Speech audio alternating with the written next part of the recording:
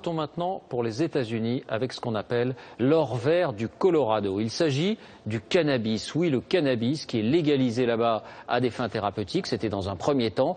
Étape supplémentaire, dans 6 semaines, le 1er janvier prochain, il sera même en vente libre dans les magasins. Sur place, reportage Jacques Cardoz, Laurent Desbois. Bienvenue dans un État mondialement connu des amateurs pour sa nature et ses grands espaces. Mais bientôt, le Colorado sera tout aussi réputé pour ça, le commerce du cannabis. Ici, depuis un an, on produit la marijuana à l'échelle industrielle.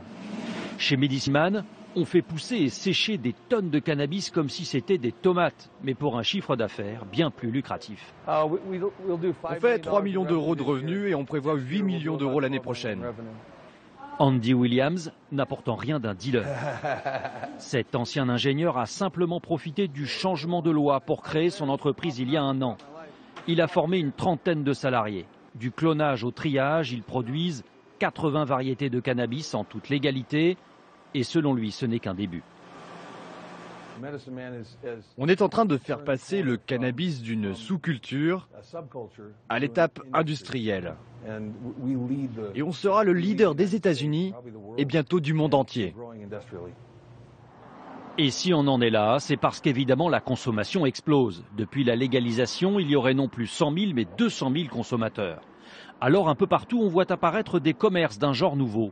Des bâtiments décorés de cette plante, la marijuana, que l'on appelle des dispensaires, des centres médicaux. Mais à l'intérieur, pas de médecins.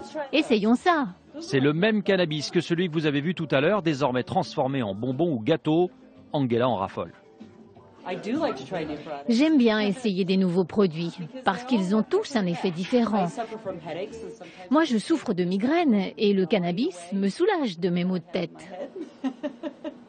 Derrière le comptoir, avec leur chemise des années 70, des assistants médicaux qui conseillent les patients. J'en mange, j'en bois, j'en fume, j'en fais des infusions. Ça me fait du bien. Mon seul médicament, c'est la marijuana. Pour le moment, seuls les résidents avec un prétexte médical peuvent acheter. Mais au 1er janvier prochain, les touristes du monde entier pourront faire de même. Cela a été illégal pendant si longtemps. Et on est le premier État à légaliser. Ce qui va se passer à partir du 1er janvier, ça rend certains nerveux, bien sûr. Mais pour moi, ça va être fantastique. Fantastique, pas seulement pour les producteurs et vendeurs. Déjà 2000 entreprises se sont créées dans la région. Daniel s'est spécialisé dans la sécurité autour du cannabis. Un business florissant, car la législation impose de tout filmer en permanence au cas où la police aurait des vérifications à faire. Nous sommes capables de suivre le produit de la réception, quand ça commence à fleurir, quand elle est coupée et ce qui se passe après. Plusieurs tentatives de vol ont déjà eu lieu. C'est l'un des points faibles de la légalisation de cette drogue. Pour rassurer, le Colorado rappelle que la consommation sur la voie publique demeure interdite et qu'ici au moins l'argent de la marijuana échappera aux dealers et au marché noir. Mais l'industrie du cannabis va également soulager les dépenses publiques car ces plantes sont bien entendu taxées et elles devraient rapporter quelques 40 millions d'euros chaque année, de quoi financer l'intégralité du budget de l'éducation dans un État comme le Colorado.